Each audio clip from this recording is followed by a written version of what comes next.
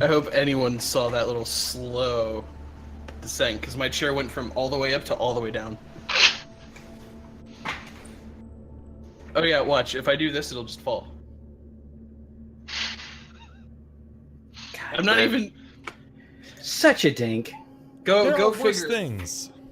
5 years is apparently the lifespan of this racer. You've had that for Alright, guys. 5 years? Yeah. Jesus. I got it when No, you haven't. Yeah. What?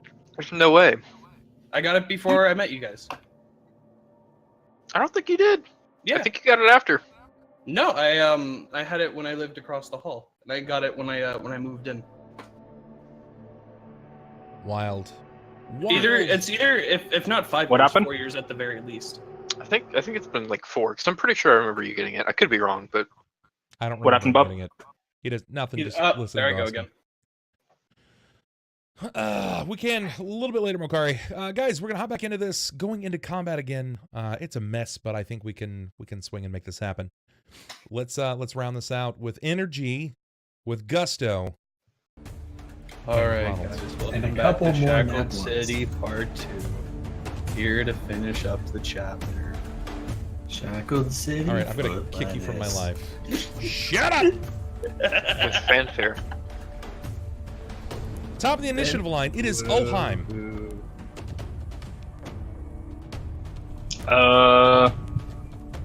So seeing as I just got super huge, Remember, you're still taking damage on pretty much every turn, as long as you stay yeah, inside. I'm gonna move out of the miasma.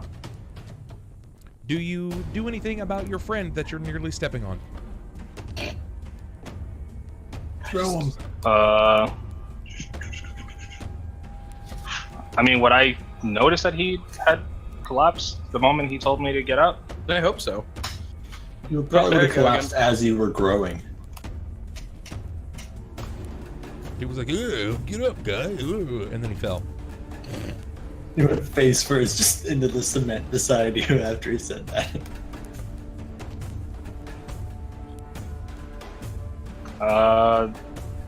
Then I guess give him one of the cure criticals I have. I mean, technically, you could just get him out of the ring of miasma. You don't have to feeble around for a medium-sized cure crit. And Okay. get down Well, the stairs. then as I get up, or as I'm already up, I'll pick him up by his shirt and just drag him outside with me. All right. So, where are you gonna go? This way. All right, sure. I'm gonna give him an attack of op on you. So what? Is it scaled? Yeah, that's to scale. This is definitely gonna succeed in hitting you.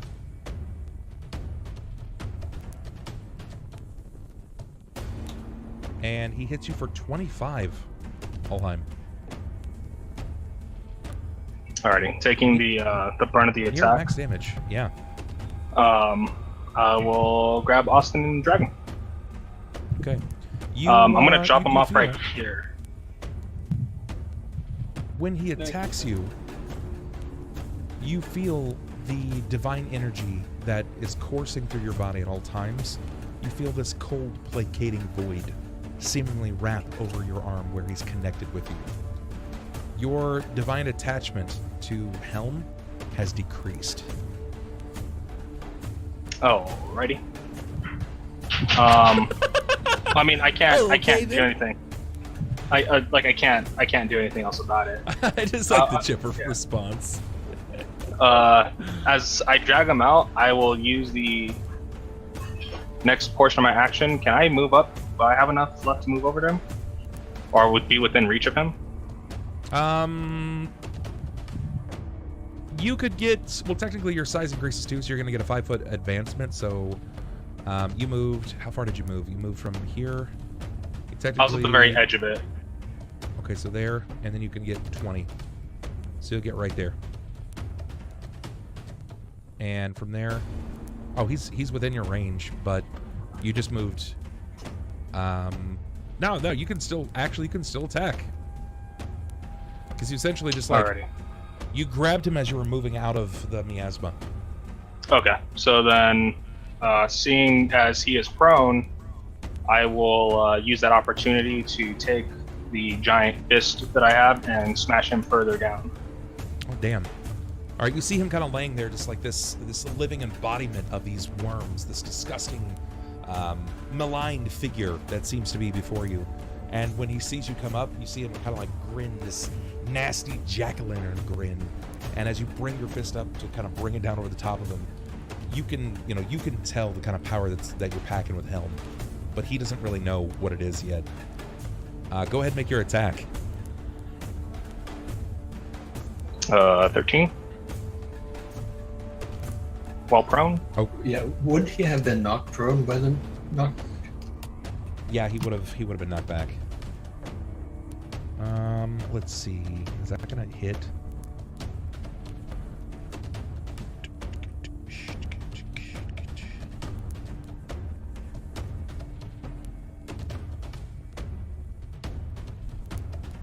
That's really close. Ronald, you feeling desperate? Sure, why not? Okay. 6. Oh. I needed you to get 5 just to tie with him, even or odd, but you definitely got it with a 6. Perfect. That's Dope. that's lucky. Go ahead, give me some damage. Let me do the second attack before I. You're not gonna get a second attack. It's Oh, that's right, that my requires a full bad. round. Remember, you shifted up a size category. Your fist. But it's a magic weapon. I don't know if that would change with that. Right, but it's still gonna shift up a category because it's providing you an attack modifier, so it's gonna go to 3d6. Alrighty.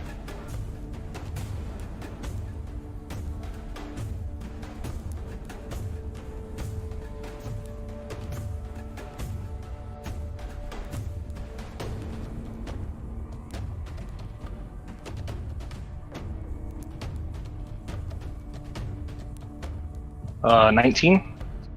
Oh my fucking god, gross. So it'd be 6, 10 Give holy me- damage, and then 9 strength. Give me a remember that caster check that I had you make previously, a divine check? It's gonna be break a 23, please. Do I just tell you, or you want me to roll it? You gotta roll it.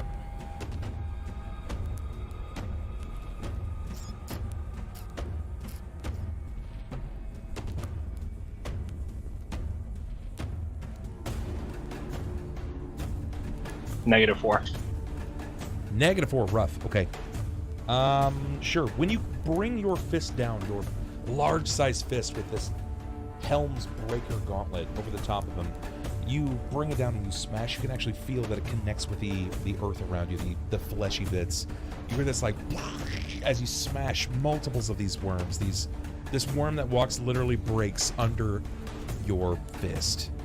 And as the worms kind of scatter out and sort of crawl around and away, you see them sort of turn back and start to kind of crawl back in to begin reforming. Ulhime, give me a Knowledge Arcana.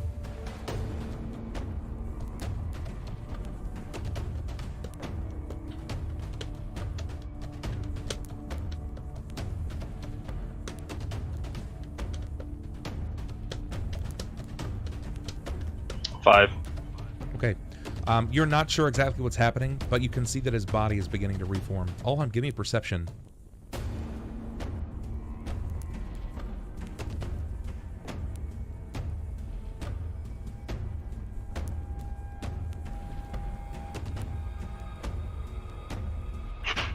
Nine.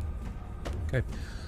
In the girdle of this figure, this worm that walks, in the girdle of his being, there is nesting a blackened gem.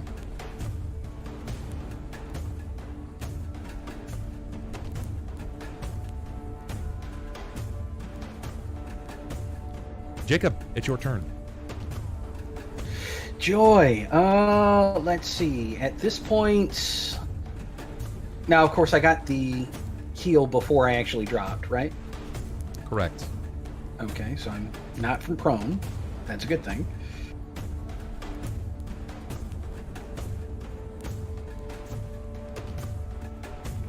Yeah, I'm actually having to go ahead and look at my level 2 spells.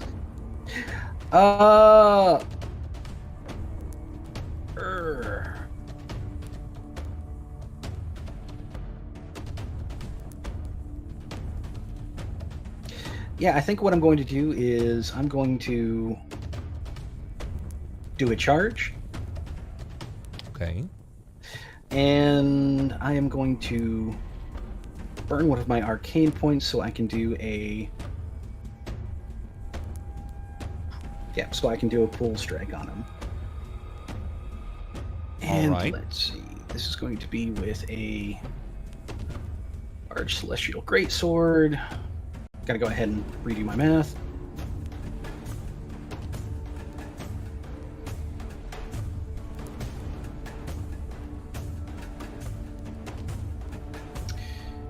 Alright, so it's gonna be 3 plus strength.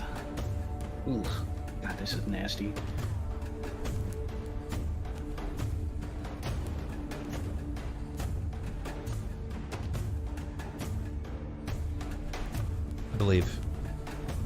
I believe. Heart of the cards. And charge is Or maybe plus not. 2, right? What, just to attack, not to damage. Yeah.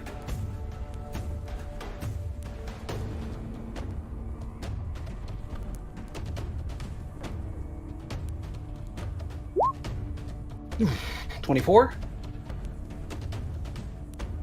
To what target? Big Bad To Evil. wait. Okay, so there's not really a lot left of him. In turn order, the way that like you come over and you make an attack, there's not really a whole lot left of him. So tell me what exactly you intend on striking. Oh, well, I mean, if at this point the only thing that I'm seeing is a crystal, I'm going to try and swing at the crystal. All right, that's fair. That's fair. Yeah, I mean, because I figured he was going to be skeleton covered in worms, and I'd just try and, like, cleave into it. But I mean, if technically, all like the- it's more than that. You can see, like, you can kind of see like his top half, right? The top half of this person as the worms are trying to reconnect. You can still see like the head and the upper torso and stuff like that, and it's still very much so that it's looking at you. But if Did I'm you want seeing to attack that? well, it's a question of if I see this crystal or not. Because I mean, if I see a crystal in the middle of something, I'm going to think of a construct. I'm going to want to hit the crystal. Okay, that's fair. Then let me see what you're gonna get here. It's gonna be an accuracy check because it's technically still within his person, even if he has been separated. But it's not gonna be so tremendous. I just need to see what the AC is of this item, particularly the hardness.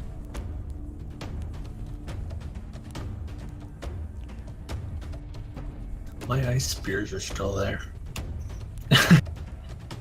Just gonna stick Okay, it a little bit. you're definitely still gonna you're gonna connect. Go ahead and give me some damage.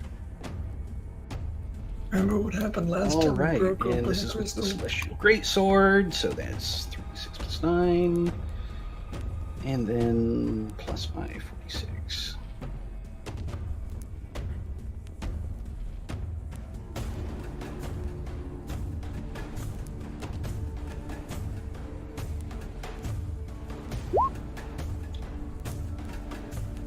All right, and I believe that I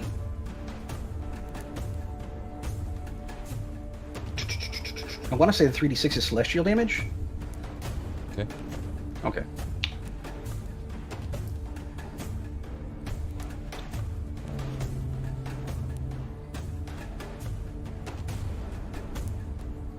There it is. I found it. Okay. All right. Yeah. You bring the sword down over the top of this, and as you do it, it sort of cracks. It doesn't immediately begin to fragment it many times over, but it provides this wicked crack over the top of the of the construct of this crystal. It doesn't seem to have much of a cut form. It seems to be very raw in nature. You've not destroyed it. Hey, all the same, kabong. Let's see. Jakob just went. My turn. Okay, then let's go ahead with this. We're going to give this guy a full attack round. So so it's going to be 24. Where are you? There you are. Boom. It's going to connect.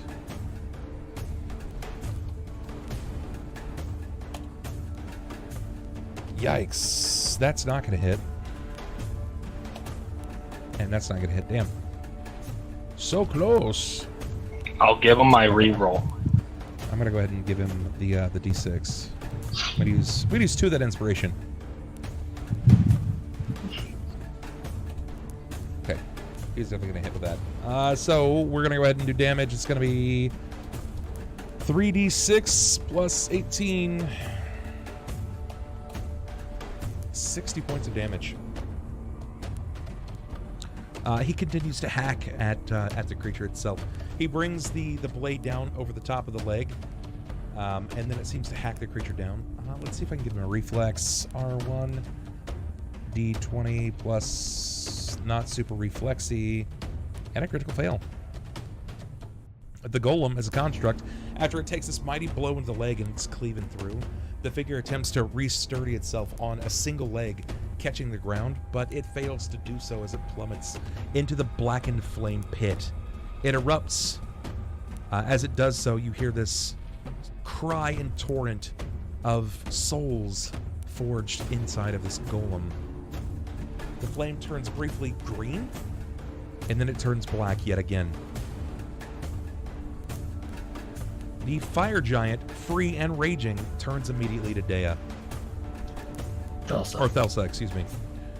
Thelsa, it is not your turn. It's still mine. But you are next. Yeah.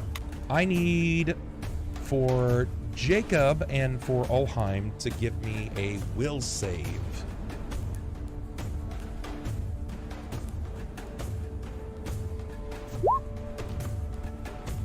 $13.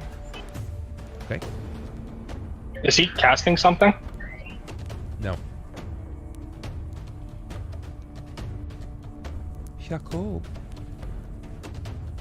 Yeah, right now I'm What's your just save kind after of. you've changed? Yeah, I'm getting that up now. Okay, 8. Not great. Not great at all. 13. Nice. You are both compelled to claim this crystal as your own. You find it to be an immediate bounty, and you're each drawn to it. Despite the flares and the affliction of the area around you, knowing that most of the product of this area is gone, looking like you've cracked it, this creature no more, you feel like you must have it, that it must be claimed. It is yours. Even if it's not on your person, so long as it's near you, you'll settle. Because you can still get it in the future. Wait, that's for both of us having that effect? Yes, Can I re-roll against it? you can try.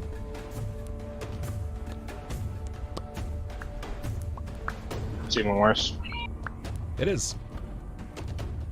Me. Thelsa, you're up. This golem still behind me, right? Or not the golem, the fire giant? Yes, he is. I know He's raging, that, literally screaming. that he wants to seek revenge, so I'm gonna try and get it the fuck out of the way, because I'm going this way. I do not want to be between him and this guy over here. So what exactly are you going to do? You're just gonna scroll on flee. over to your allies? I'm You're gonna gonna withdraw? try and withdraw. Okay, you withdraw. You have no action. It's gonna be your full round. You Correct. pull away. Yep. Klaus. It me. How visible? Like, what's the visibility like through this pillar of black flame? Non-existent. It seems to be almost a solid obsidian line. Okay. In that case, I'm going to cast Fly on myself and move away from the fire giant. Okay, that's fair. That's fair. But he likes you so much. Yeah, well, I don't like him. So how about that? You cast fly and you move. Go ahead and guide yourself. Sure, I got you. Sunn, you're still unconscious. You're out of the miasma. I thought the miasma proc last round? Weren't you at negative? Remember, that's what I was saying, that -5 kicks in. And it heals me back to full. Not to full, yeah, but you to, were back to a positive number. But you were unconscious in that point. It put you into an unconscious state. Yeah, but then... So until you woke up... Okay. Until in other words, somebody has to wake you up. I figured Ronald woke me up by moving me, but if not, then I have to wait. That's fine. Oh, he literally just drug you over. Didn't even say That's anything. fine, He just drug you over and ran in a different direction. Okay, yeah, then I'm still on the floor, clocked out. You're out of the mix, though. Ulhime.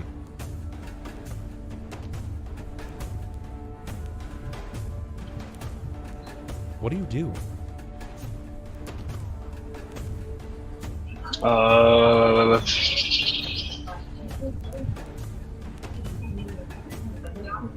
mean, if it's, you said it's something that I think I desire. Yeah, you feel like it's something that you desire.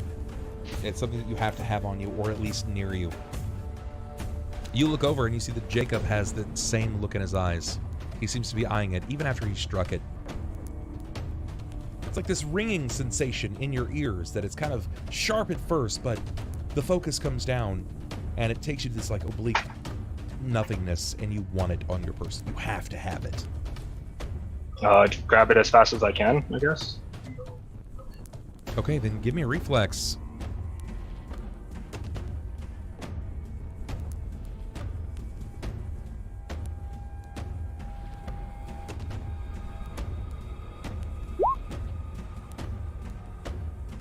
$20. Jakob, follow through to the same thing.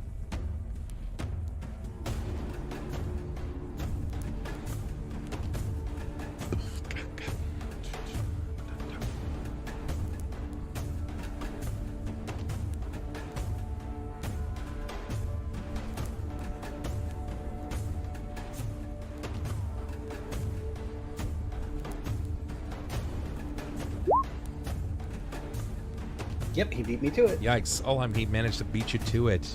Ulhime, it's yours. You've got it in your person, but you see that Jakob he tried. Like, he squabbled for it, right? Like, he tried to jump down and grab this. The interest is there. I mean, I have it in my hand now, right? What do you do? I mean, You are now in possession of the crystal. Yeah, you have it. It's something that you wanted to do. You want to put it in a bag? Do you want to hold on to it? Do you turn around to fight? Throw it? Like, what are your intentions? What do you wish to do? Hold it safe within your stomach.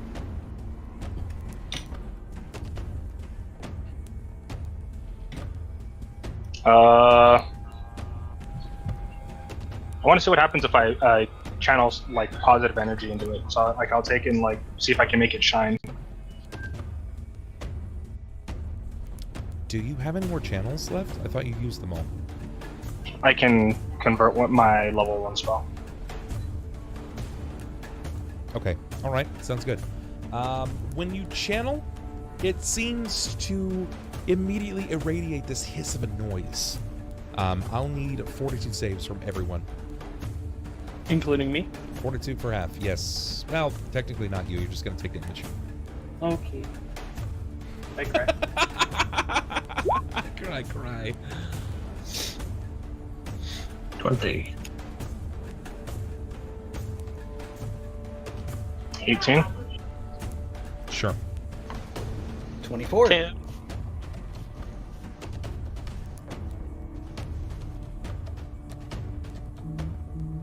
Okay, if you didn't break 16, you're going to take full. If you broke 16, you're going to take half. 11. That's 11 bit of damage. It seems like some kind of a sonic burst. It shakes you to your core. You almost feel like you have to vomit from it. And this is from Ulhime, channeling positive energy into this. There's a brief bright flash, sort of like a flashbang of sorts, and then that shrill pitch happens, causing a sickness in those that seem to be awake. It's only brief, though. I mean, would my sense of Ulhime, give this me a isn't perception.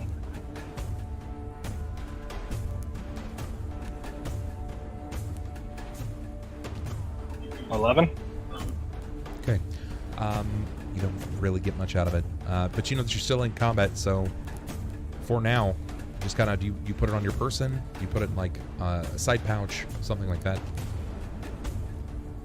I mean, I'm just gonna hold on to it. I don't have anything. Okay. I don't have any gear or anything to put it in. Fair.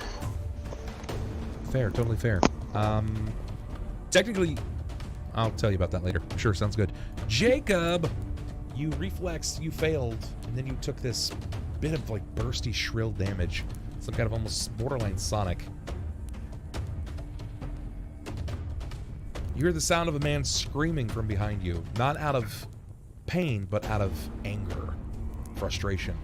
Flame erupts from the top of his cowl. The fire giant, the barbarian, is wild with fury. All right, so I have a fire giant on one side. I have my friend who has something I really, really want on the other. Yeah. And I know logically in the back of my head, I'm not going to be able to take it away from him. I mean, just logically speaking, I'm weakened. He's a giant at the moment. Yeah. I'm wondering if it would come into my head, if I can't have it, nobody can. I mean, you still have your wits about you, even if you've lost temporary levels in this case. You know that you still have your wits about you, and you can, you feel comfortable knowing that it's close. Besides, Ulhime has never been a problem for you in the past. You can simply take it away from him later. Good point, good point. So I wouldn't want to try and destroy it. But yeah, turning back on this giant... Fuck me.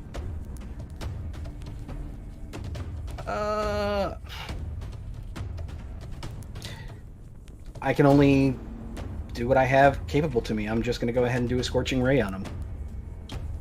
Sure, go ahead. Alright, so range touch would be...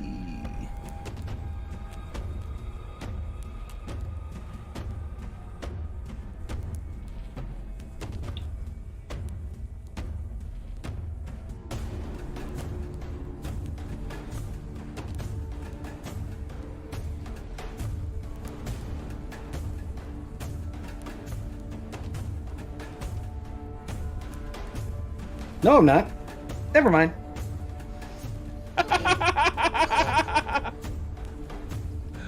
Casual. Oh, that's fucking funny. I Yeah. can always rely on you, man. Yeah. You are so good about that. Always. Like, without fail. Tell me There's when a to stop. reason I'm the crit one king. Stop. Got it.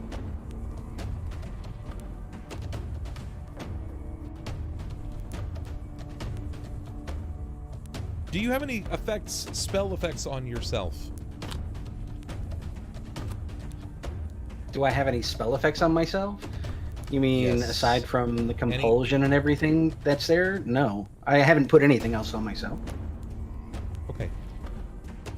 Power transfer. Your highest level spell effect on you, be it from an item or a spell that you've cast, is transferred to your target. So nothing. Nothing. All right, you got lucky that time.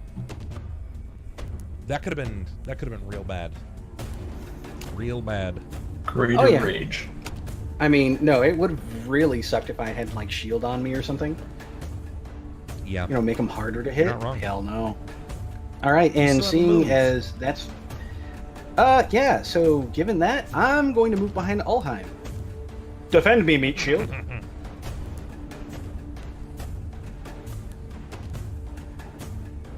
Okay. So following Jacob, it goes to my turn. My turn. Who has the Stones of Sending? Klaus, give me a perception, please. On it.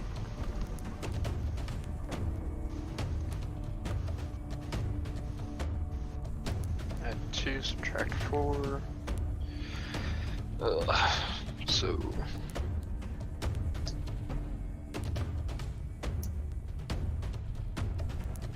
Not great, but... 17? Yeah. Okay.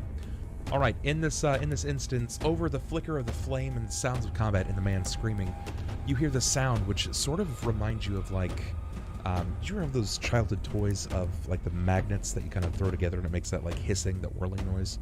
That's sort of what it sounds like. And then there's a cracking noise inside of your backpack. As this happens, there's a flash of red light and a portal will open nearest you. Right here. As this portal opens before you, Korathon steps through.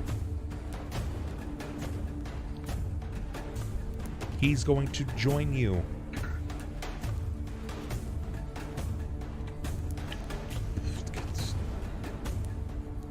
And we're just going to make him this token right here. Even though it's probably much closer to being you right now. That's his token for now. He steps to the bleb of the portal behind you. And as he does so, he begins to surmise the situation. He's looking all around to see what the hell is going on. Thelsa.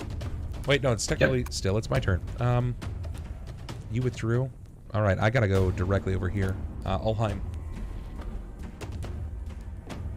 Oh boy. Okay, so let's see what this does.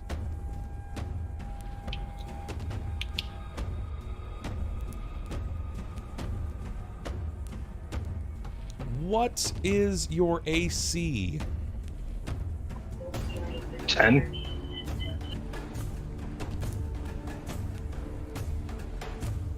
Okay.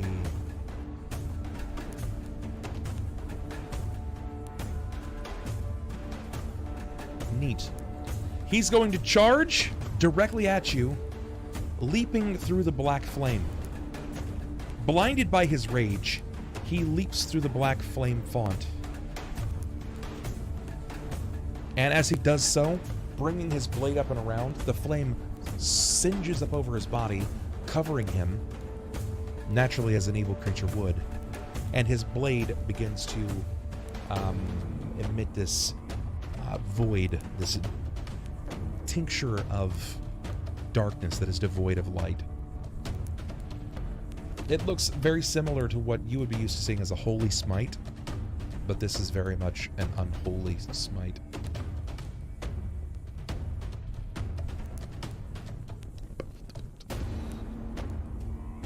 All right.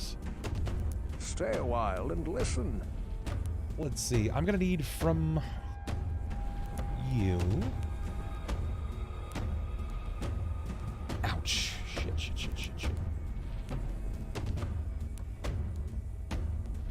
He's going to come down with an attack. You said your AC is 10. Give me a reflex save, please. Hit the crystal.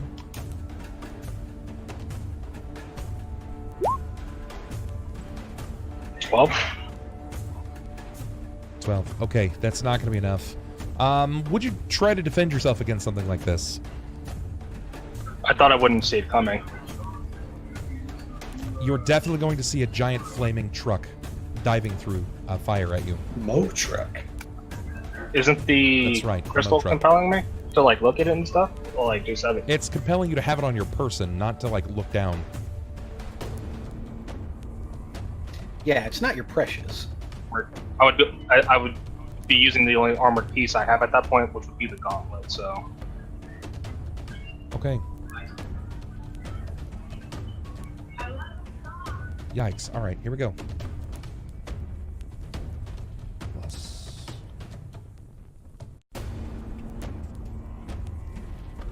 Here we go. Roll to confirm. Confirms. Oh my Christ. And you're clutching this gem in your hand, correct? In your gauntlet hand, because you were just using the you just used your spell. I got you. Yeah. Okay, so this is what's gonna happen. I'm not even going to roll damage. It's disgusting. Remember way back when Dea would cast Smite on something and then her rain of arrows would do insane damage? This is essentially what's happening to you. You immediately throw your arm up in defense in yourself, and as his blazing, basically his weapon here comes through with this unholy smite, you draw your arm up to defend, and his blade manages to come right through, and down between your ring finger and your middle finger, it splits the gauntlet.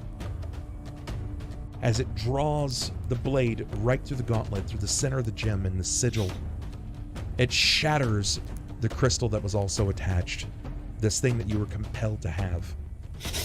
And there is a holy burst of light in the room. As this happens, this massive amount of light, this deitic gauntlet, this relic, a holy artifact, explodes.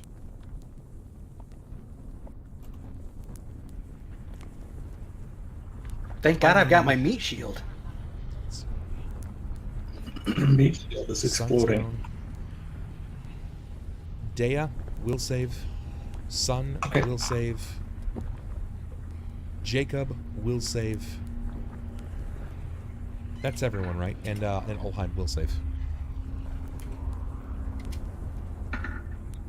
Oh fuck! I can't believe we've done this. 15. Am I will saving or no? Yes, please. Okay.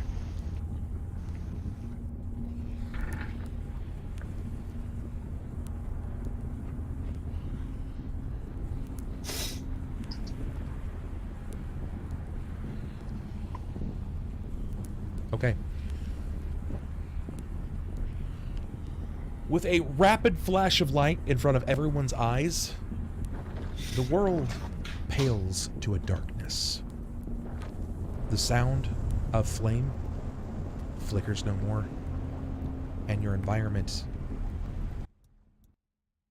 a volcano, tapers off. Nothing remains. Time passes. Each of you lie on the blebbing, undulating floor of Occipitus, this flesh beneath the skull. You awaken unto time, not entirely sure how long you've each been out. First, it's going to be Jakob. You were shielded by the blast to some degree. When you begin looking around, you get the sensation that nothing is quite right, yet it's all you have to go off of. Next to the blackened flame is what looks to be some kind of spirit. Something floats, hanging in the balance. Wow. That it moves with this white tendril twisting upward. It's like yin and yang, the blackened flame and this white spirit moving in tandem. When you glance down at Ulhime, the orc still lie there, but he's back to his normal size, if there was ever a normal size to begin with. However, the problem is not so much that he's returned to a medium size, but that he's missing his arm up to his elbow. It lays in tattered mess, skin, bone shrapnel, metal shards cast off in all directions.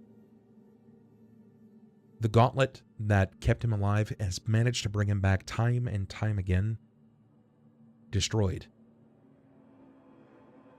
The crystal that you felt compelled to keep upon yourself, no longer around. The worms lay deceased at your feet.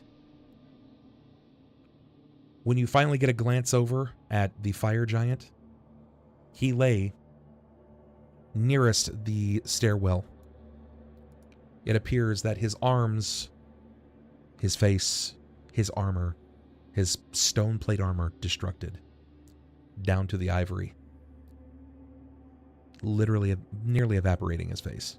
You were surprised that Ulhime managed to walk away with just a missing arm. Sunn, lie unconscious. Thelsa beginning to stir. Klaus also beginning to stir. Korafon steps over and guides you to your feet. Jakob.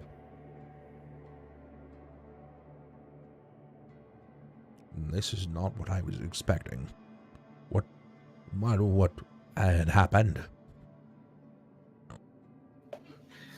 Unsteady on his feet, Jacob's just kind of like lean on Korafon and gesture vaguely at the pile of worm ash. Walking worm. Oh God. Ulhime. Sunn?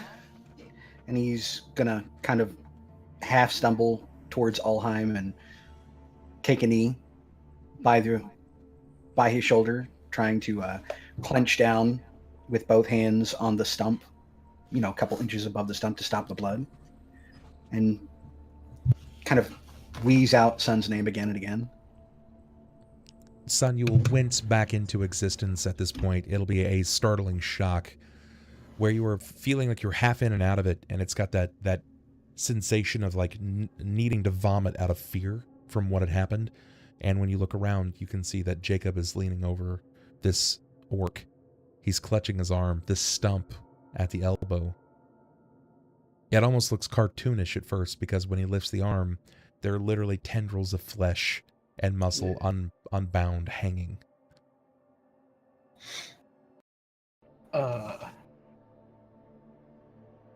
Klaus, Thelsa, you begin to stir as well, after hearing the name Sunn called out twice. I would try to walk over there as fast as I could. Keep in mind, before I just got up, I was at -7. That's fine. Yeah. So I'm assuming I'm not walking straight. How many rounds does your fast healing work? One more. No, like how? So okay, gotcha. So I can use it up to heal up to 50 points. But I was at I was at 40. Okay. So then you're gonna heal. More. You're gonna heal back to you'll be at 10. You just kept going up and down and up and down, and now once this subsides, you'll be at 10. I would make my way over there.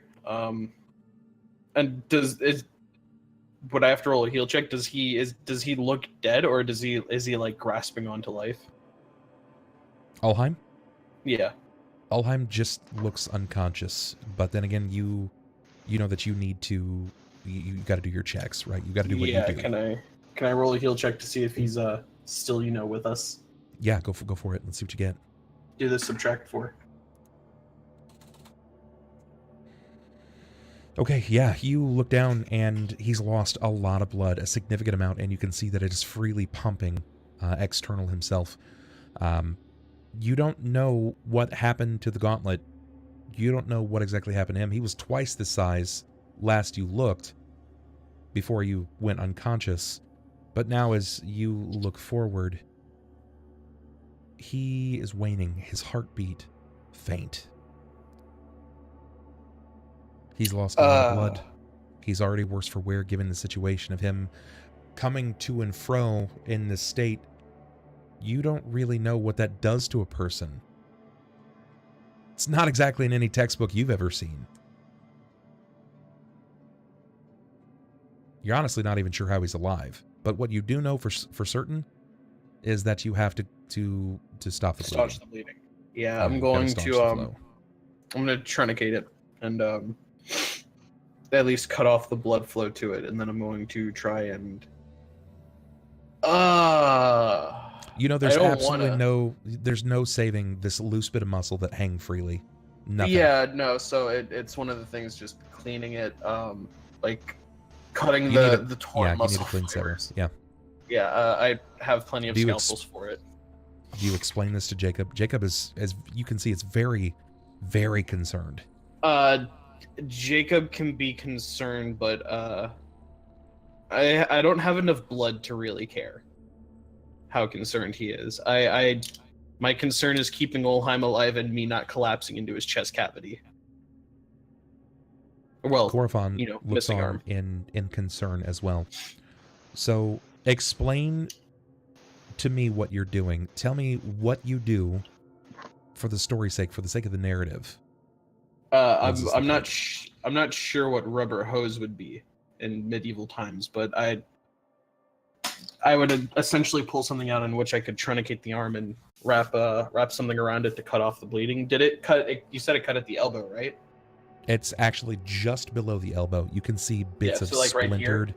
Yeah, there are bits of splintered bone there. Yeah. Basically going to truncate it like right here to cut off all the blood. You need cloth. You need some kind of dense cloth, something that's not going to tear upon physical tie. If I should have plenty. I have tons of compresses and bandages and everything on me. Sure. You immediately start going to work. Jacob, you can see that he starts rapidly, like he shuts up. Like there's no more spry talk. He's not the typical Sunn, he and Haw self. He looks down at the wound, and you can see that he's in that mindset, right? He immediately starts going to work. He ties up the wound with everything that he's got, and you see that he starts breaking out these elaborate scalpels. These cutting devices. Yeah, Jacob's going to go ahead. Knows Sunn well enough to know the boy knows his job. If anything, Jacob's just going, to look for the Sunn. Tell me what I can do. Anything I can do. Sunn's not going to really ask him for anything at the moment. He's going to continue to cut the muscle strands and fibers off. Probably can't deal with much of the bone at the moment, but at least clearing all the muscle fibers and the torn tendons and everything, and then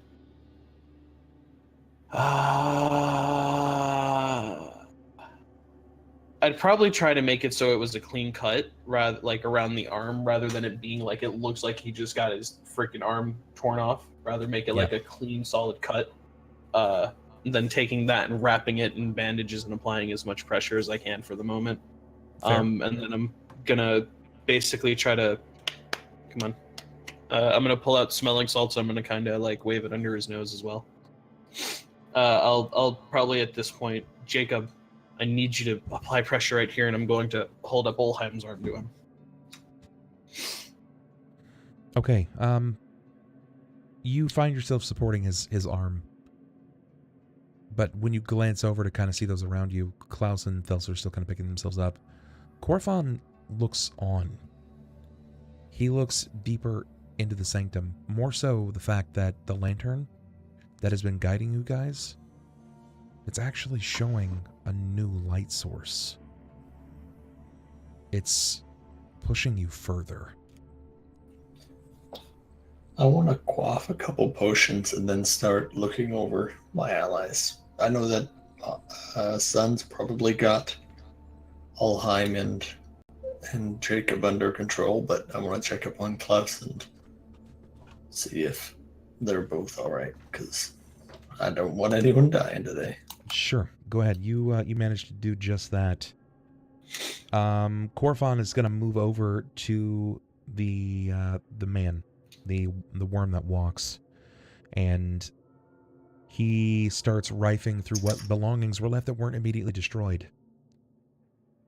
He tosses a wand over to the open area between Sunn and Thelsa. A wand, what looks like a periapt, a couple of scrolls. He holds up a handful of vials. There seems to be a small bag.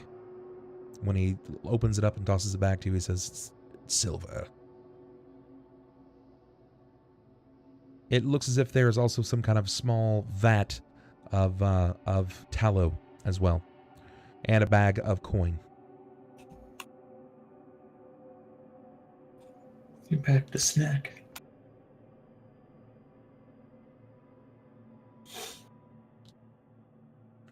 Floor's open.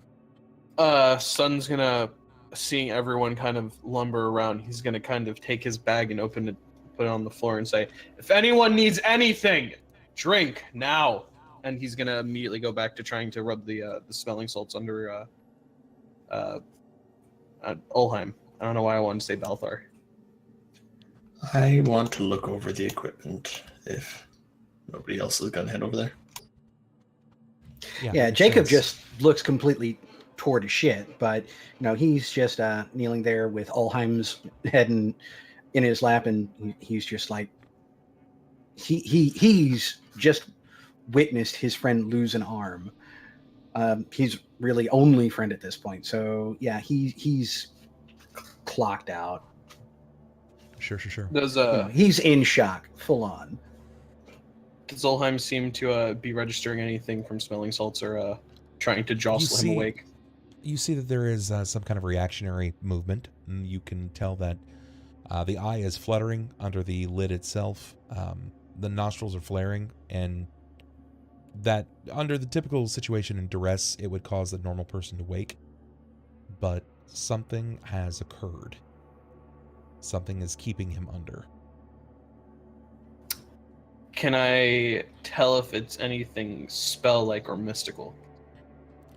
Not to your immediate recognizance. You don't believe, right? Like, you don't believe under the circumstances that it's a magical thing. You just believe that it's full exhaustion. Ulhime has given himself literally over and over and over again, to the point that he has died multiple times, come back a different being. But what I will note, Sunn, is that as you cut away some of the ragged and destroyed flesh, you will see that there are fractured slivers of gem that have embedded itself in the arm. Like going up? No, just in the hunk of flesh that had destroyed where the base is that you've just been cutting away. As you cut, you'll hit something that's way more dense than it should be. And as you kind of peel the flesh away, you'll see that it reveals a shrapnel of a shard. The main thing I would try to do once I see him actually like starting to at least register his existence, I'm gonna try and like pick him up and like have him in a sitting position rather than laying down. Just kind of see if I can get him to be up and see if that'll do. Yeah. Jacob, you can see this, and I imagine that you're going to be helping Sunn as much as you possibly can. Oh, sure. Okay. All right. Klaus, what do you do? What does this time look like for you? There's a lot to recover from here. It's sort of sensory overload, especially in the magical sense, considering two very powerful artifacts were just destroyed simultaneously. So I'm just doing my best to collect myself, trying to stand, although it's, I imagine, pretty shaky at this point. Definitely. Probably leaning on the wall closest to me and attempting to get a few words out to Korofon, asking if he's all right and if he saw what happened. You see some of his robes are tattered and obviously they see burns. He blinks multiple times. You probably guessing that as someone who has a bit of an evil, like his blood is evil, it's tainted, right? He's already told you that his father was, or his mother was in some degree, some kind of a pit fiend. At least it's been explained that way by multiple other people. Knowing that full well, with a holy relic of such divine adversity, it probably gave him some permanent damage to his vision. So he keeps blinking and he's looking your direction, but you can't actually see his eyes looking over you. So he's kind of 1,000-yard staring at the moment. Yeah, like it's like in Private Ryan, right, where like there's that explosion and everybody's kind of like, what the fuck just happened, right? Like you're all kind of looking around and Jacob's like doing that like the screams, the mouth is moving, but it's all kind of muffled. Like, everything is just happening so quickly around you, and you are just trying to get your bearings.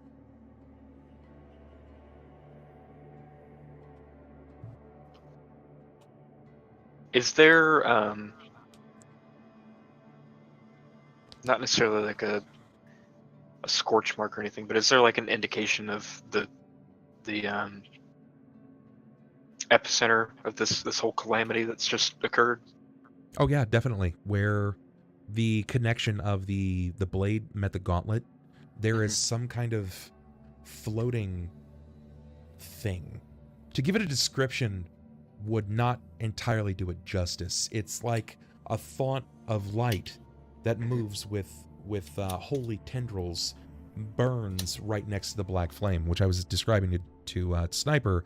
It's sort of like the yin to yang situation, where there's this font of black flame that is erupted with a yellow corona. Here to the right of it is this almost flowing white wisps of holy energy. I'm gonna try to stumble my way over to it and see if there's any difference in the feeling of being close to both of them, I suppose. If there's like heat from the holy, cold from the dark, or anything of that sort. Certainly. When you move over to the light itself, this is going to feel quite a bit different to you as opposed to the others, because you don't really look at divine energy the same way as you look at arcane energy. One, it feels entirely different, and two, you believe not only is it a blood ability, but there is almost a certain science behind it. It all has its own proper home. It has a certain feel to it. And the dark fire that erupts from the hole in the floor emits some kind of hissing malevolence. It screams like a blowtorch in fury. Whereas in this white light that doesn't quite illuminate the room, much like the yellow corona off of the black flame, it just kind of absorbs the heat. It absorbs the cool. It's sort of like a welcoming, and it's flowing like a flag in the wind. Yet there's no wind here. It doesn't really seem to make a lot of sense. You don't really know what this is. You have no idea what it could even mean, or how it pertains to Ulhime, how it pertains to Helm. You're not even sure. What do you do?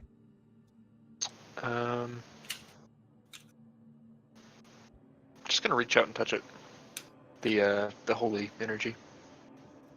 When you amble forward on the staff, trying to touch it, the moment that you do, you see the wisps start to move like the wind is blowing it directly at the staff. I'm going to kind of dip the end of Alicast into the energy. Sure. When you do, it absorbs it like a siphon. Like the straw in the bottom of a glass of milk. You feel the pressure of it kind of pull in, and it gives a visible shake to Alicast. And something awakens inside of it. Something that has desperately been crying to get out. There's no visible sense of anything happening. Nothing you can see. There's no eyes like it had appeared before. But now, before you feel like the staff is alive, like it's sentient. Like it now has a soul. And if it did before, you weren't sure, but now you are convinced.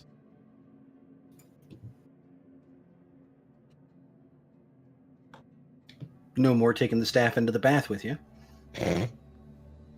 You will note that where your hand is placed around the staff itself, where you'd originally seen that there's some kind of inscription that's crudely scribbled into it multiple times over, now it seems to have one true language, and it's a language that you know.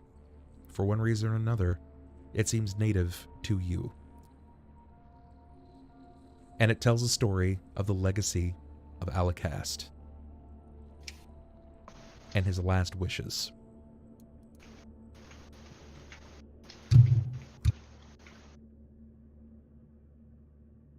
Basically, it's a tale of Astral Devas their purpose in the world and what they were doing for Helm, for Celestia, so on and so forth.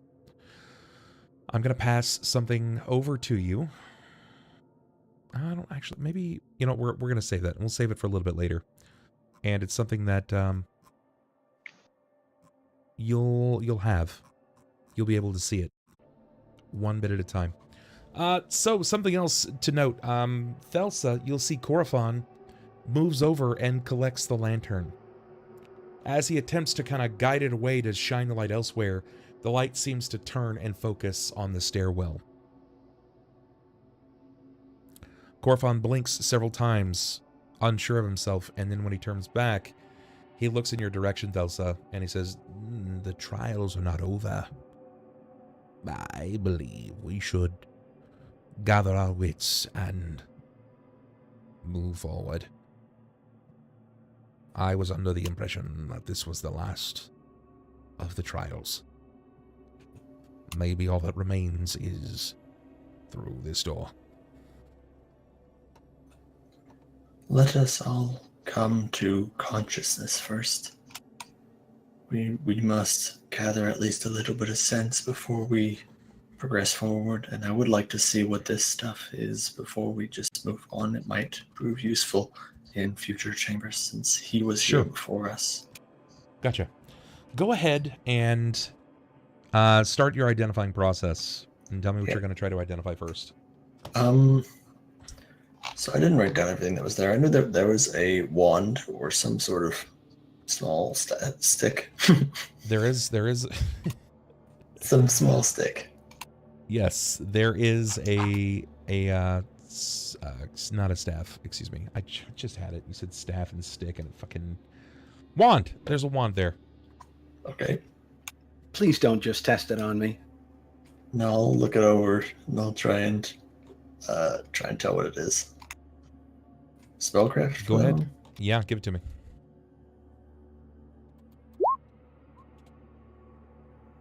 $21. Let's see. That is not good enough. You are unable to determine the type of spell that it is particularly, but you can tell that it is from the School of Necromancy. Seeing that Thelsa is doing this, would I be able to assist? Since, right now we're just waiting on Ulhime to wake up. If Sunn is... Sunn, do you need him at this point?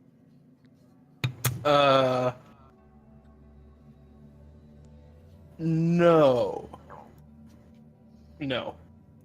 Okay. I say very hesitantly. All right, Jacob, how are you going to help? You just going to try to identify it yourself? Sure. He's gonna just kind of, since he can't really help Ulhime and he needs a little bit of distance, he wanders over to the others. And seeing Thelsa with the open bag and going over the contents, he's just going to attempt to identify it himself as well. Sure, go for it. This is going to be... Spellcraft. Knowledge spellcraft? Yep. Okay. It's just spellcraft, it's not knowledge. Or, yeah, spellcraft. Fuck, that -5 is going to suck. It could have been 8. Yeah. Negative, sir. That's not enough. What about you, Klaus? Are you still kind of investigating what this is gonna... Well, what's happening with the staff, or do you find yourself wanting to also kind of investigate about the belongings that were thrown over? Yeah, I'm still gonna be pretty unraveled in this staff. I don't think anything else is really phasing me at this point. Okay. That's fair. And aside from the silver bag, was there anything else magic, or aside from the wand and the silver bag, was there anything else magical that was in there? Yes, there was a periapt. There was a periapt.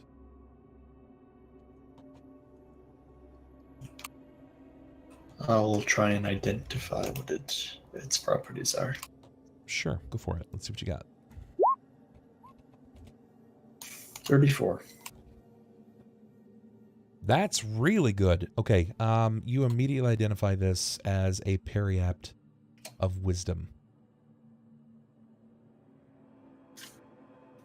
Its level is level 2. The wearer gains +4 to their wisdom.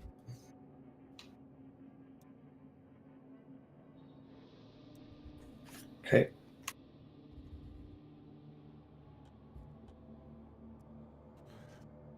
Which is pretty useful. I don't think it's immediately Yes. useful to every one of you here, but it's pretty useful. Maybe Ulhime. Yeah, whoever needs a lot of wisdom, that's some good shit. I think all the casters are charisma based. No, intelligence here. Intelligence as well. Well, you guys aren't casters. One of you is sword and I'm a mage, and is level 5, and Sunn throws bombs and heals people. That I make with my own magic. I love that just- Thelsa's go over there just like all of a sudden, oh yeah, well, fuck you guys, you're not real casters. I'll have you know that I'll have you know that I fresh squeeze all of my magic every morning into those vials. Yeah, that's gross. There is a scroll and the ointment that I said looked like a jar of fat, basically. You can identify those as well. I love troll fat. Do you want spellcraft for both of those? Yeah. Yeah, please.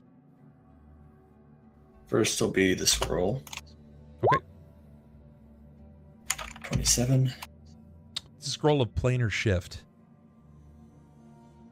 which is expressively useful in this situation. And the final And one for will be the- for the tallow. For the jar of tallow. Ointment, rather. 21. Yep. This is not so hard. This is actually ointment of true seeing. So you basically have to take this jar of child fat that's more or less Vicks Vapor Rub and smear it across your eyes, and you have true seeing. Yeah, which means you can see through all illusions. Just you see all. That's almost as useful as shit. That's almost as useful as the +4 wisdom in certain It's pretty situations. useful, yeah. He had potions, but all of the potions were destroyed. Of those potions, 2 of them were Potion of Invisibility, and the others were Vials of Unholy Water.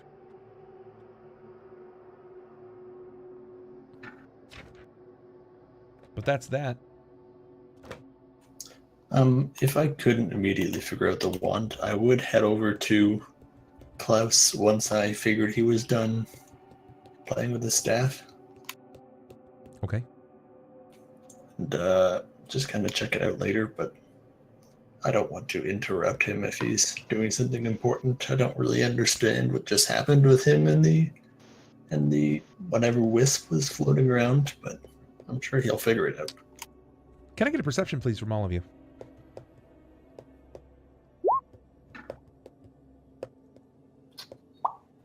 Not including me, correct? Me at -4. Correct. All right, so Sunn's got a 21, Klaus 26, Thelsa 23, Jakob 18. I have 21 -4. That's Sorry. fine. Yeah, you'll still see Klaus. You'll be the first person to notice this, even though you're kind of transfixed on the staff itself. It looks as if Korafon has started moving. He's grabbed the lantern and he's guiding himself very carefully on staff over to the stairs. This way. After we had analyzed them, and if I saw him going, I would start. Be right back. Go for it. I'm going to kind of attempt to break myself away from this transfixing event that's just occurred. Sure. And Like once call you out. realize that he's going there, you will be able to do just that. You can speak with him. Korafon, where do you think you're going? I believe that if we finish I can send each of you home.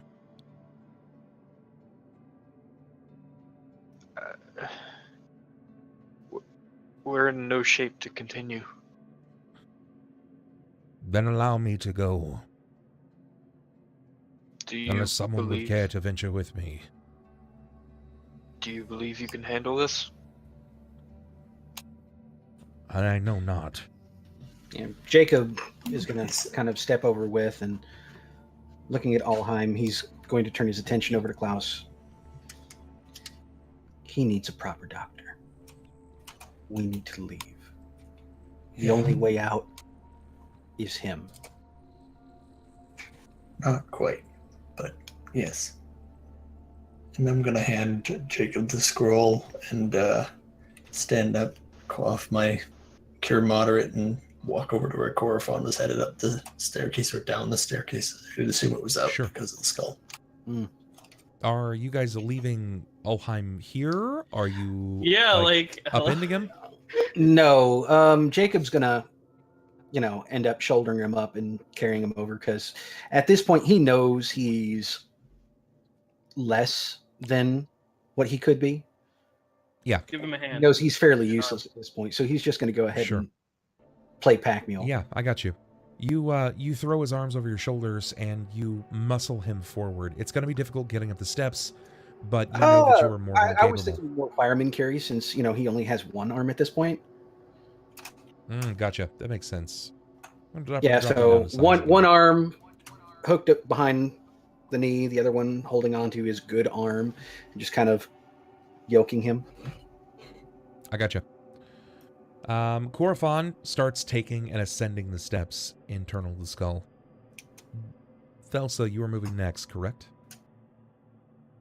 Correct. Okay. Go ahead and pick your marching order, and we'll guide you guys forward.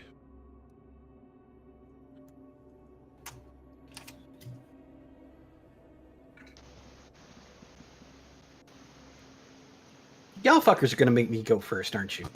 Oh, I was headed up behind Corophon. Dude, I have like 9 HP. I am not going first. Wait, you're the doctor. You're not going to at least heal yourself? I had planned to, but I was kind of busy suturing up the orc's arm. And then you guys, while I was still holding him, decided, all right, let's go this way now. I mean, you can just chug a couple potions on the way. It's not like you can't drink and move. I'm getting to that. Bub, I'm gonna drink 2 cure crits, because fuck, I need HP. Go for it. What are the normal ones? 48 plus 7, if you're going for cure crits. Yeah. Yep. I only know mine have different modifiers. Thank God. So 47. That's good. Now I'm almost good. as much So, HP as I started. Jacob, I'm going to give you control over Ulhime's token. Danku. Basic. What? Wait, what the fuck? As controlled by Jacob. So you got it. Now you can control him. Bitchin'. Thelsa, you follow Corophon into the next room. And as each of you follow up behind, Corophon ambles forward, going onto the next area. Oh boy. This looks safe. Where the fuck did Ulhime go? Next to Jacob. I'm in the room. Yeah, did you mean Xander, or did you mean, am I carrying him since I now have token ownership of his disappeared. token? Like, everybody can see this, right, on my end? Ulhime's token is gone. Oh my God, it's fucking gone. What? What? It just came back. Well, I Just did fucking go ahead popped and out highlight nowhere. both and moved them. Yeah, I just went ahead and moved it separate. Is all. Okay. It's map tools. Don't The worry spiral about it. staircase emerges into what can only be the eye socket of the skull itself. The stairway ends in a shallow depression with curving walls that eventually become the ceiling some 60 feet up. From the center of the eye socket, in midair, a gusher of blinding red light rushes outward and upward, eventually spreading to fill the sky with fiery clouds above. The origin of this gusher isn't visible. It's as if the plasma is being vented from a rip in the fabric of the plane itself. At the opening of the eye socket floats a multitude of fiery clouds. The clouds don't drift into the eye socket, however. Upon entering this area, you'll witness one of the great mummies make their way over. The room that you're in echoes. It is basically a gigantic orbital socket, after all. He says to you, Adamarcus, most potent ruler of Occipitus, bids you welcome to the final test of the smoking eye. A worthy successor to the throne of Adamarcus must complete only one more task. To rule Occipitus, to grasp its power, and use it for good or ill, means to sacrifice everything you hold dear. The final test is this. Sacrifice an ally to the plasma, and Occipitus is yours.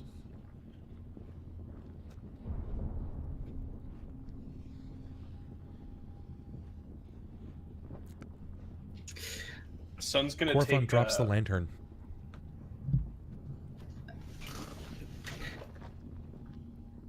Okay, I want somebody just to go ahead and give me a reminder, because I'm trying to think back to the conversation that was had with the fallen angel outside.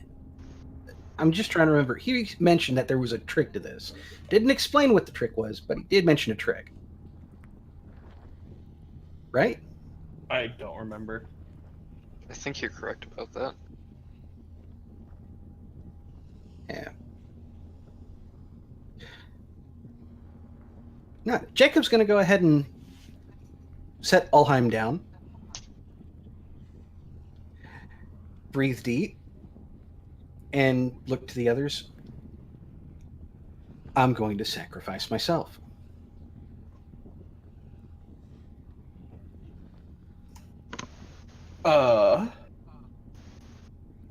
Sunn's gonna reach his arm out. You don't have to be so hasty. Maybe we can find something else. No, let him do it. I'm just kidding.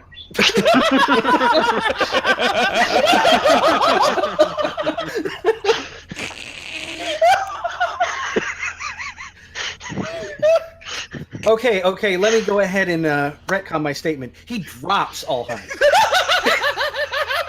I want to try and throw And kind of him like into heel the kicks him in the plasma. nuts. But no, he's going to lift his hands. This has been a long time coming. Some of you have died doing this with me. My friend lays broken. He doesn't have time for us to figure this out. And if anything, I'm the cause of what happened here. Well, that's just not true. No, technically he is. You know, Helm went ahead and spilled his blood, but it was his blood that started it all. We still don't know if that was actually reality or not. Or metaphorical. Wow, okay. Before you go walking into this plasma field thing, Klaus is going to walk over, pick up the lantern, and toss it in. Okay. The moment that you do so, it is essentially disintegrated. Oh, that's nice. Is that how you want to go out, Jacob? Is that what excites you? Is that what you like? Hey, you can't king shame him if being vaporized is his kink. I fucking can. Watch That's me. that's like the best trash can ever. If we could just ship all of our dead bodies here, we would never have to worry about town cleanup. Man, where was this when they were having the bathhouse issue? Good All lord. the I love goblins how just the one time I try and pull a selfless act, everyone's got to go ahead and table talk shit. I'm still laughing over Ronald's. Let him go. It's okay. I feel like this is the right thing to do. Why don't we at least explore around before you jump on in? Hey, but like, what about that mummy guy over there? I mean, he's sort of our friend, right? Toss him in. Can we just ask him to join our team and then immediately push him into the plasma? You need a spot in the overworld. You can bring you over there and have some fun, and then when he says yes, just gotta give him a nudge into the plasma. They didn't say it had to be a willing sacrifice. I mean, he's got to be brittle boned, right? It should be pretty easy. Doesn't look like he weighs much. It's toilet paper and ivory. Well plays kick to the shin ought to do it. Yeah. While they're going ahead and talking about throwing the mummy into the fire, Jacob's just going to go ahead and start walking. Jacob begins walking in the direction of the fire, of the plasm itself. He walks immediately by the mummy, and the mummy seems to glance over at him, watching him committing to self-sacrifice. Each of you can see him doing this, even out of jest, like, yeah, we can toss in the mummy, right? Like, he's not going to mind. Jacob just strides in the direction of. Does anyone intend to stop him? Klaus, you did just watch it disintegrate a lantern. Like, it's literally metal that just turned to nothing. If I can catch up to him in my current state, then I'm going to. I don't know how fast I don't know if he's like power walking this shit or what, but he's walking with a purpose. But yeah, he's trying to get one of those. He's definitely walking. You know, just kind of with a focus.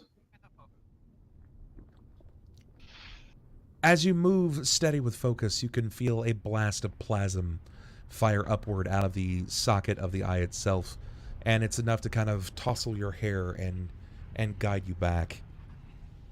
Klaus, this is also the same for you. At this point, he kind of takes a staggering step back at the blast of plasm. You're now next to him, Klaus.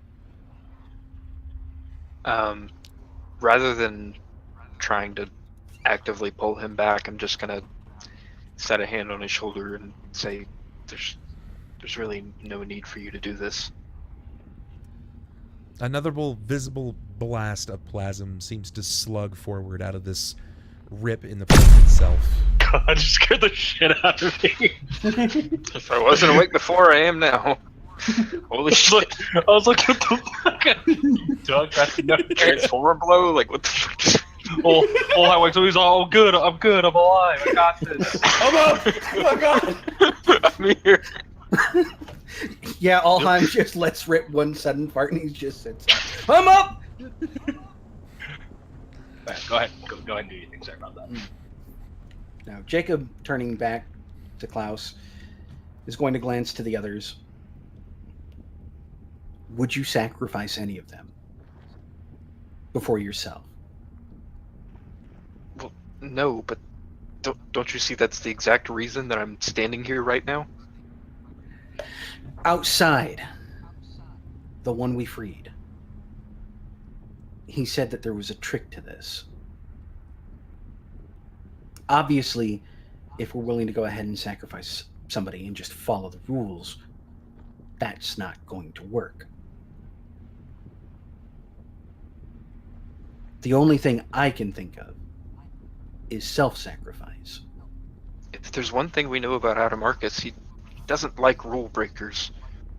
We tried once before, and Adamarcus didn't create this on his own. My friend is over there with a missing arm, and I don't know if he's going to wake up again. Apart from this stranger, this fiend, we have no clear way of getting back home again. That's not entirely true. Shut up! You can't hear me, bitch. We're like 10 feet apart. I don't know how big And your there's a guys' room is. scorching ball of plasma right behind me. There's a little interference. Does Bub have to play the sound You're effect like again? 30 feet apart. Yeah, wait, what? What's that? Can't hear you over the plasma slug. It's okay, I have my Google at 1% and I can still hear it every time. Space bugs.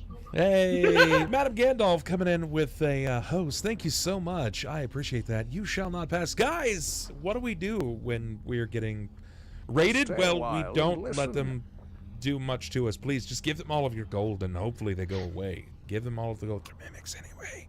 Just, yes, take it and run.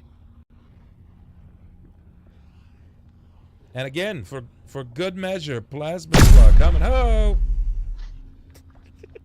Fucking douche. So much abuse. I love it. It's such a good sound clip. So, Anyways, Jacob, yes. you can't do this. If I Ulhime can't. is ever to recover, he's going to need you. I'm not entirely convinced that this is going to kill me. And I'm even if pretty it does, convinced. at this point, Jacob's just going to sigh and grab Klaus by the tunic. Maybe I should just sacrifice you instead. That sounds a lot more logical to me.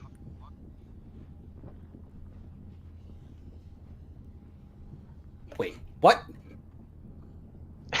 As he's confused, I'm going to throw down Alicast and jump in. Oh, shit. Curveball. Wild card. hold on. Hold the phone. Jacob, what the fuck just happened? I didn't even process what just I'm just Like, you know what? picturing Not a this bad idea. like that Tom moment out of Hanks. the Avengers where he just like throws down Alicast, leaps back like Star-Lord,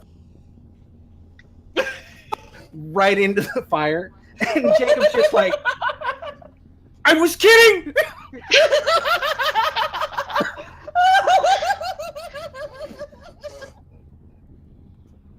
Wow. All right. Jacob, are you going to stop him?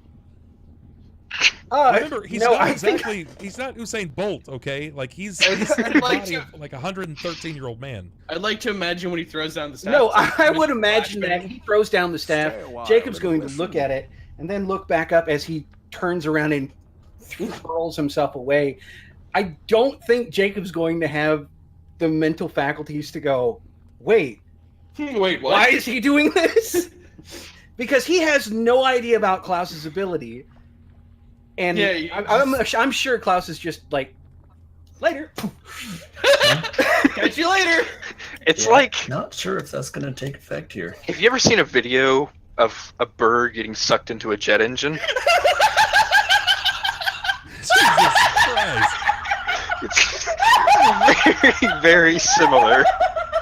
But no, Jacob. You see, I as would as I'm imagine leaving that- his hands, I get sucked in, like, my spine, like, blows out my back. I'm folded in half. Somehow, Jacob, the moment that he connects with the plasma, like 700 feathers fires out the back end of the plasma. You don't even know what's going on. No, in all seriousness. Ooh. He drops the staff and he basically does the fade away.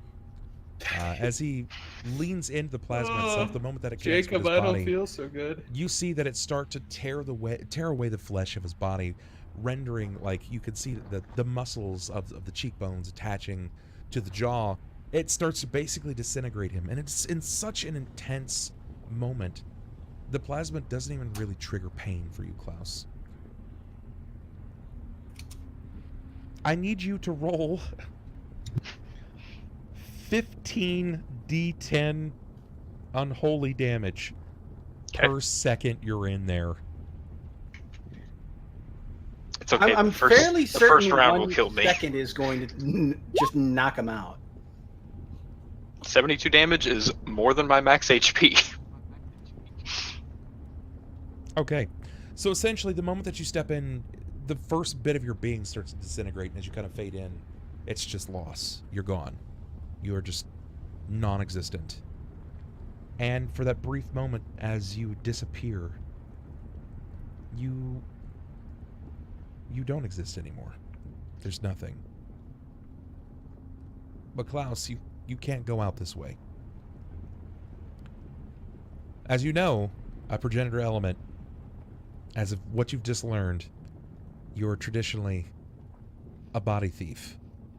You'll find the first non-soul inhabited body and you'll leap to it. The problem is, you find yourself fluttering far and above the skull of Occipitus. And instead of just being this zapping monstrosity that leaps from body to body hoping to find something you can inhabit, you realize that you're still inside of your skin envelope, if you will. You look in the body of Surabar Spellmason. Your robes seem to be unfazed. You seem to be exactly the way that you had been found when your body was found in Red Gorge. Completely unscathed. In fact, you are healed to full. As you begin to descend from your fall, you are immediately caught by Soraya. The angel catches you mid-fall and carries you down to the basin of the skull. Well, I didn't expect anyone to sacrifice themselves. The angel's black wings flutter, his marble skin tainted with blue tattoos. Before you. You discovered my trick. It's been a long time coming, but I didn't expect your lot to find that out. Yeah, Jacob's gonna point at Klaus and be like, I fucking knew it! He's not in your vision. Like, he's gone. He's gone. You think he's dead. Like, dead, man. Like, whoa. Non-existent anymore. His body literally evaporated before you. Yeah. Game over. Take this moment from me. God! The mummy approaches your group. And as it does so, 3 others appear around it. And it's the mummies that you had seen all the way up to this point. Oh, like our friend at the first trial. Yes.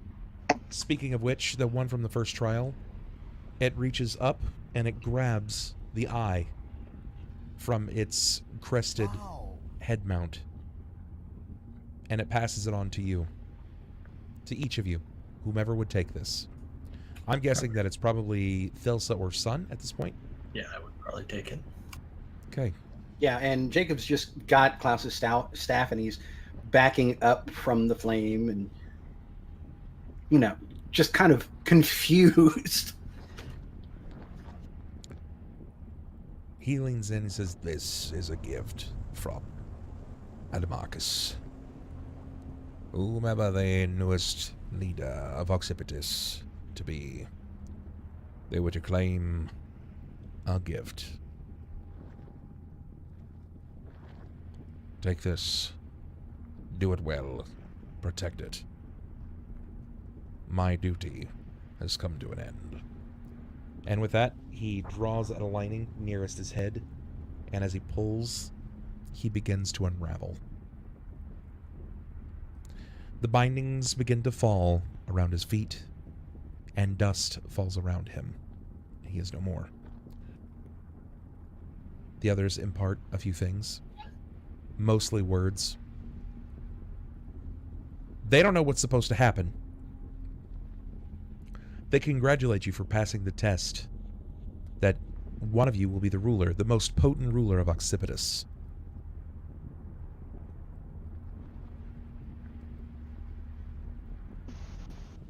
Well, if we're looking for a volunteer, Jacob's just going to lift a hand and be like, me.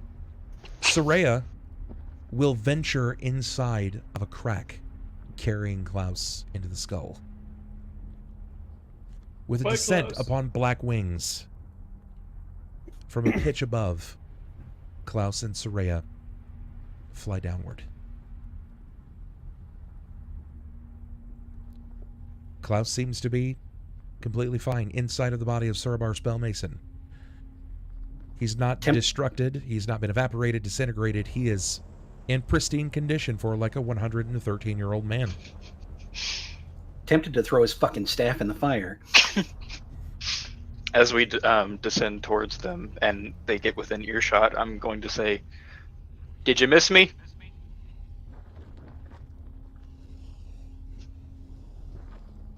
Everyone gains a level. Ah, yeah, I'm level 6. Jacob, those 5 lost levels were for 24 hours. Thank fucking Christ! However, if you would have died, you would have come back at this level. You should commit. You should commit to it. Well, you should have let him jump into the fire. It would have been great. I think he probably would have just quit the campaign right then and there. Like, nah, I'm done with As this. I Soraya can't play this game descends, anymore. he says, "Well done. You have managed to pass the test of the smoking eye. I must admit that I was not anticipating a victor, at least for some time. Not only that, but there was self-sacrifice. You managed to pass my trick. You're wiser than I'd anticipated, and you're curt in your actions. Well played. Because you have decided to voluntarily enter the gusher, sacrificing yourself, you have now obtained the gift of the smoking eye. This is something that he doesn't impart to you. It's not like he gives you a small box. He just tells you that you are now one with the smoking eye. He goes on to inform you, now you are the leader, the controller, and the ruler of Occipitus. And not until death, you will be just that." Korofon looks befuddled. He blinks, rubbing his eyes several times over, and you see him step forward. But what of me? What of my actions? This is... my destiny is to control Occipitus. No, I'm afraid it isn't. Your bloodline would not have let you and allowed you to do this anyway. It is only for the purest of hearts. Maybe it's a good thing I didn't jump in. You might have the wrong guy if you're looking for a pure heart. Just throwing it out there. I Your don't want to actions- hear a goddamn word out of you. Your actions may be questionable, but your heart is pure. You'll do what is right for your people and for yourself. It's not for me to decide. It's for you to do that. Especially since you are now the rightful lord. Since my job is done, I suppose the only thing that I can leave with you is this. Adamarcus is freed. He walks the mortal planes. Occipitus is yours. I do not know if he desires to reclaim it. But know this.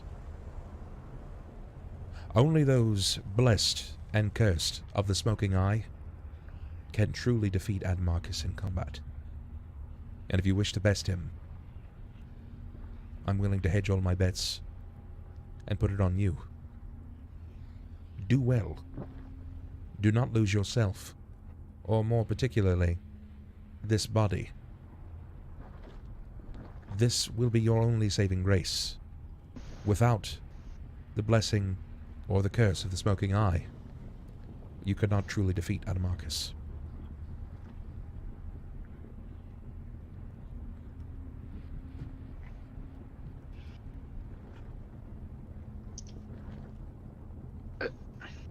I don't take this lightly, believe it or not.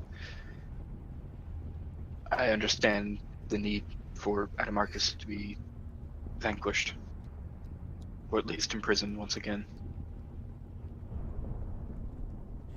Korofon, with a snap of his fingers and an incantation embracing over his staff, tears a rip in the plane and he steps through.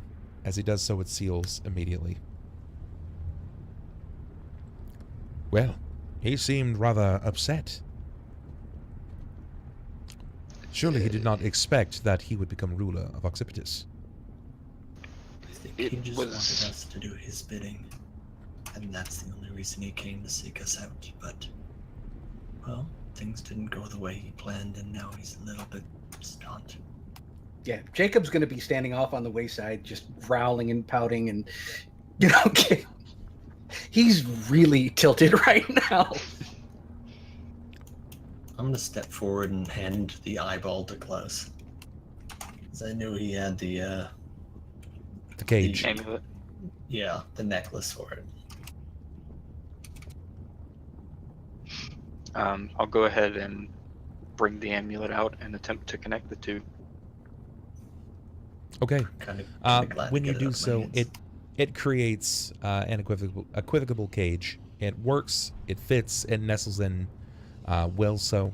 You're not quite sure what the properties are, but you can't not think of the fact that there is a wolf, or what you believe to be a wolf, that is locked away in Occipitus, missing a tooth, a tail, a nail, and an eye.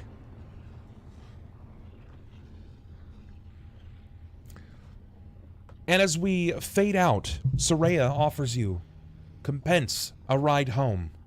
It is the last he will offer you in this time.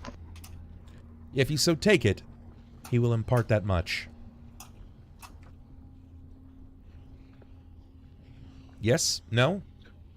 Well, unless Klaus is planning to go ahead and suddenly snap his fingers like Thanos and turn this into Celestia, I think we better go back, go back to the tip tankard, tip one back, and oh man, just Forgot the fact that we're now the rulers of the plane that could be referred to as hell. Right. Well, Very true. This trip was less hell than I thought it was going to be. And as the session fades, Soraya will take you back to your plane of existence. Take you back upon the mortal coil and usher you to the gates of Cauldron. Ulhime, you lie a mess. You've missed the penultimate moment. You know not that Klaus is the ruler of Occipitus. But Ulhime, something deep dwells within inside you. Something yearns, echoing. You begin to hear the beat of a heart. Slow. Internally, you feel your breath. Something pangs again, this sharpness. It clutches, pulling up around your heart. You can see cascading, crashing bits of mirror, illuminating this dark purple. When you hear a voice, Boy. Oh, boy. You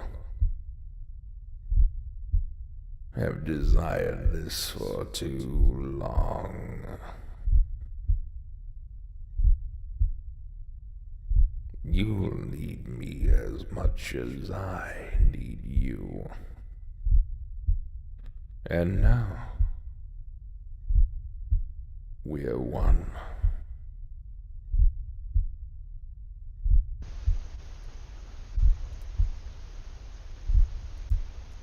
as the heartbeat fades, Ulhime, you've returned. You feel the sun kiss your face, the wind blow in what strands of hair you happen to have. And you open your eyes to seeing this smoky halo over the top of Klaus's dome. When you wince several times over, blinking, it is gone. And you recognize the town that you have promised to defend with all your might. Jakob, confused, disgusted, sort of amused, and a town that does not like him, you've returned to Cauldron. You're home. And this is where we end tonight's session. All right. God damn.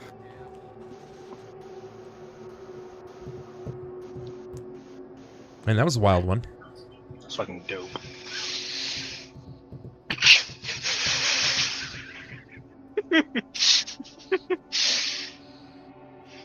Sniper, that'd be awesome if you had any volume.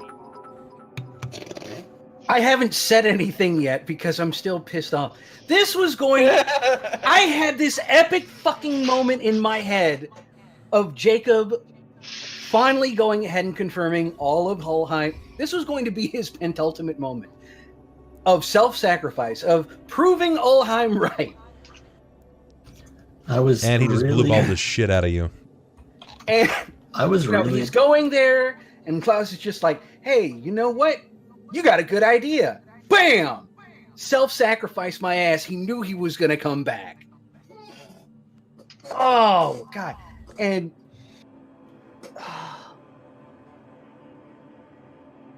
He Kermited himself right into the fire. Just I mean, I don't know why you just didn't go. You were just like... Because... you were literally setting yourself up. That's what you get for hesitating.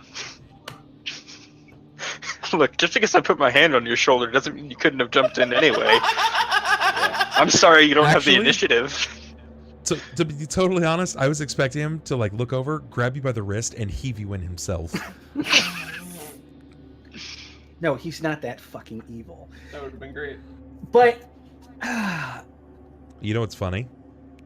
If you would have done that, it would have killed Klaus permanently.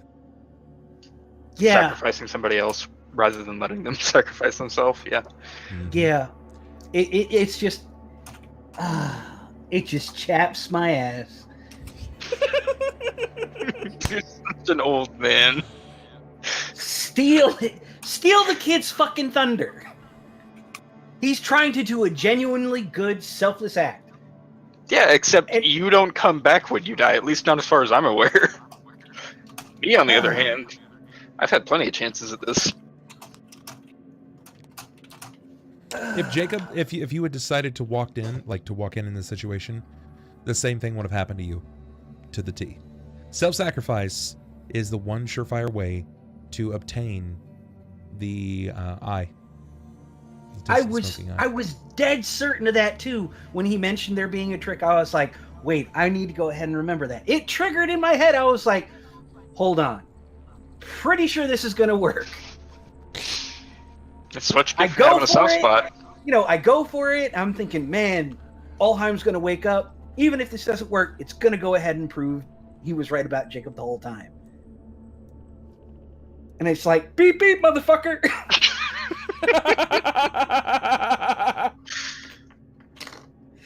Oh my god, too good. Thelsa turns to Klaus. Ripped a really good thematic moment. Can I stay? You know what? You've earned your place. You're done real good, kid. You're done real good. I don't want to. Back at your stepmoms, you crazy fucking lady. Get out of here. You send me back, and you know what I did to that dragon? Well, you know, you're gonna have to have me. You could have done to your entire family, which one at a time. Well, 4 a day. You're like, I did. That's what they turned into. Okay. Yeah, it's just like every time Jakob has that hero moment, bam, somebody else has to step in. No, but I think I did pretty good considering my my rolls this evening. Yeah, I was in the same. I rolled lower than 10 on every roll tonight. No, I mean, like, I had a lot of 20s that went out, which was pretty good.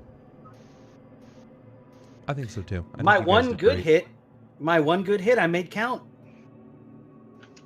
Oh, yeah, I only had, like, 4 spells that entire fight. I knocked someone prone. That was the majority of my combat. And threw a hammer, and nobody went to pick it up, so it's still there. God damn it.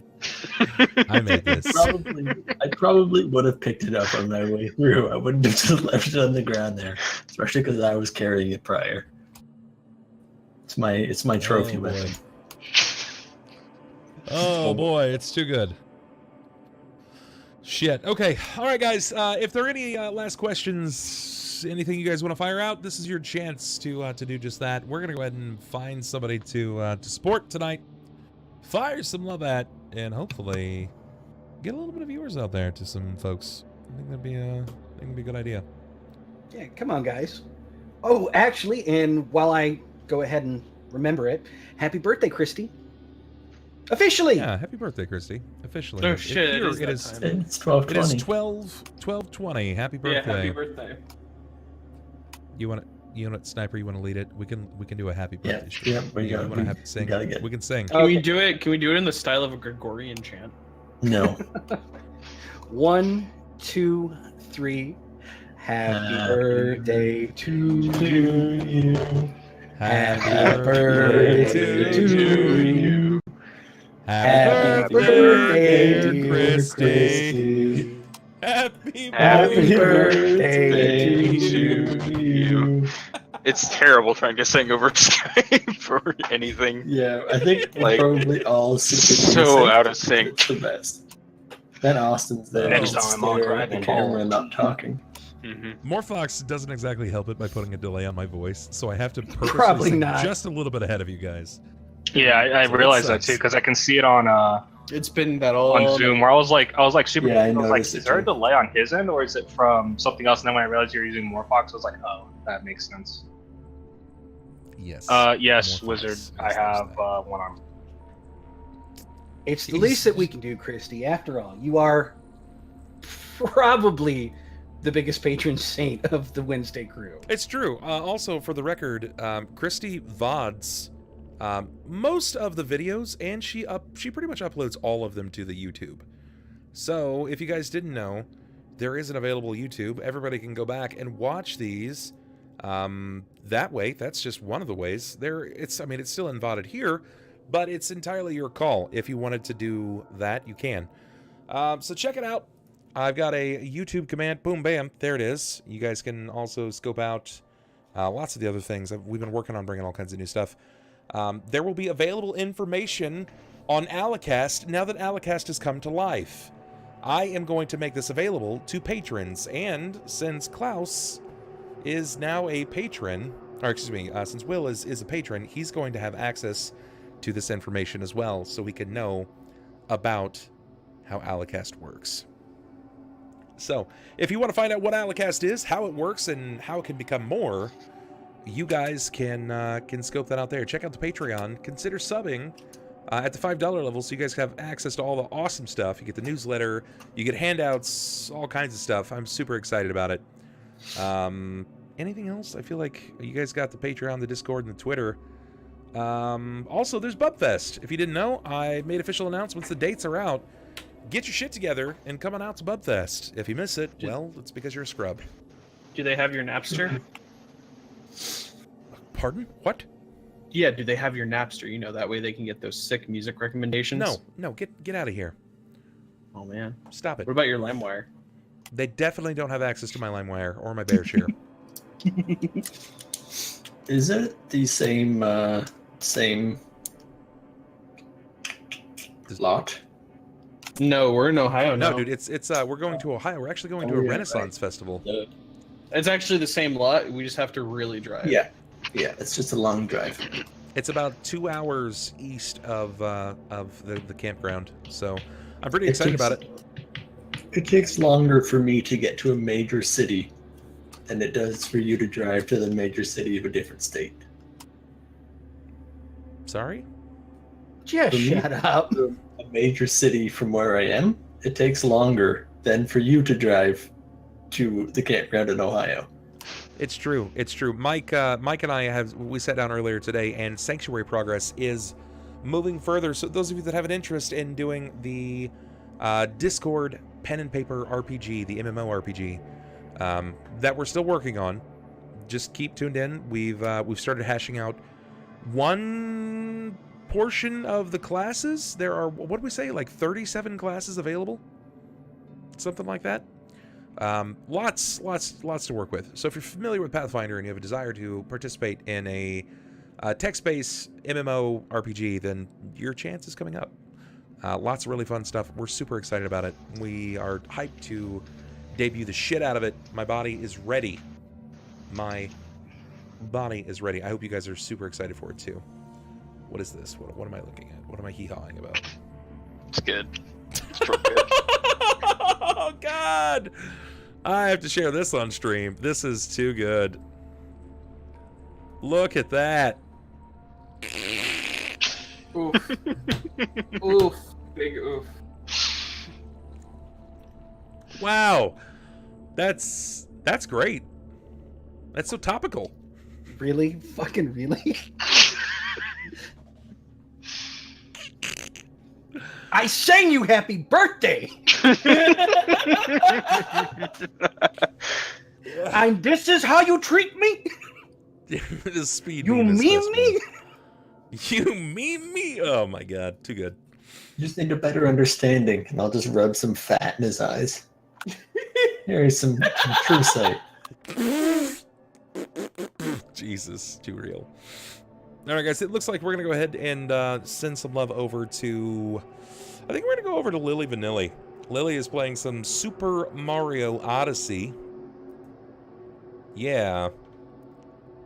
Playing some Super Mario Odyssey. Yas. And it's going to be good stuff. I'm pretty hyped about it. So copy up that raid command. Lily Vanilli.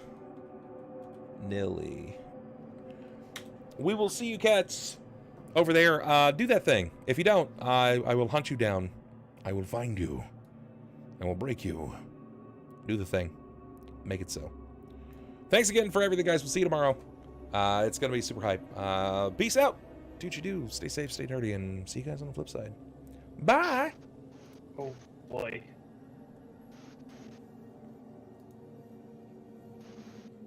I'm gonna go take some Advil real quick. Be right back.